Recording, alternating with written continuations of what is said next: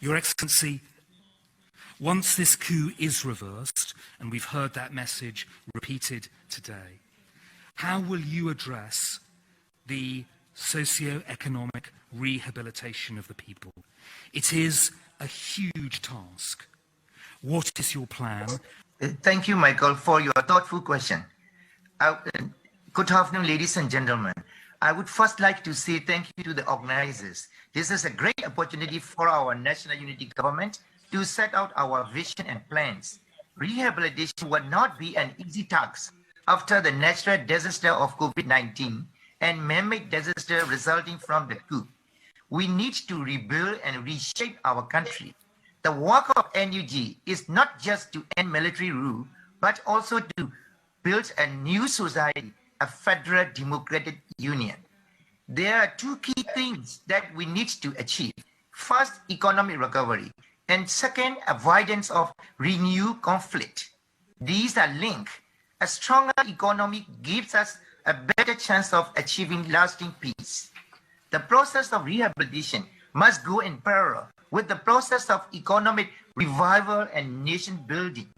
Our rehabilitation strategies will embrace universal humanitarian principles such as humanity, neutrality, impartiality, and independence.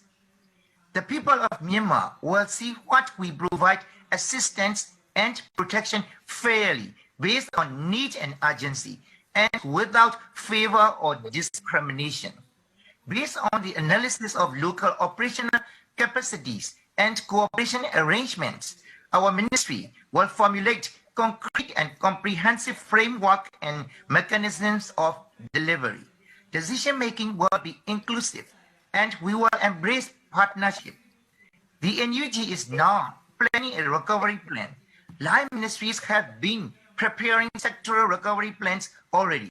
The NUG will now formulate a cohesive plan across the ministries. The current complex emergencies are superimposed on the backdrop of years of poverty since independence in the underdeveloped states and regions where most conflicts are. For displaced people, our tasks will include restoring their livelihood as well as reconstruction of physical and development infrastructure. It is important to emphasize here that resettlement programs were not just for those displaced following the coup, but also for those who were persecuted and displaced before the coup, particularly the Rohingya community.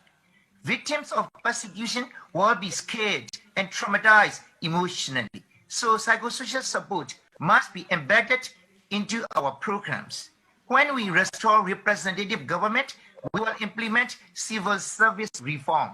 A competent civil administration is crucial in implementing plans and programs. In the midst of pandemic, our last democratically elected government articulated a COVID-19 economic relief plan and COVID-19 national response and recovery plan. We already have a good foundation. We will reinvigorate our economy while combining recovery with reform. These are daunting tasks. We cannot do this alone. We need help from the international community, from our neighbors, from friends of Myanmar around the world, and from global institutions. We will need help in all forms, from financial and technical assistance to project management and delivery. I am optimistic. The people of Myanmar, both inside the country and around the world, have come together in incredible ways like never before. 9 months after the coup, our resolve and determination remain unshaken. We will form alliances with local, national, and international partners, not just to overcome the current crisis, but to achieve sustainable development. We will develop plans tailored for local needs and according to localization principles. We will decentralize administration under the principle of our federal democratic charter so that rehabilitation mechanisms resonate with the local needs. We will engage with local actors to create people-centered development in the ethnic communities. A stable and prosperous Myanmar is in the interest of everyone.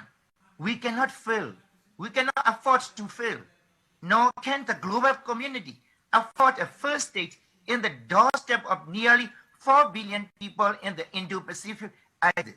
So I extend the hand of friendship and partnership. Please come and work with us. Thank you.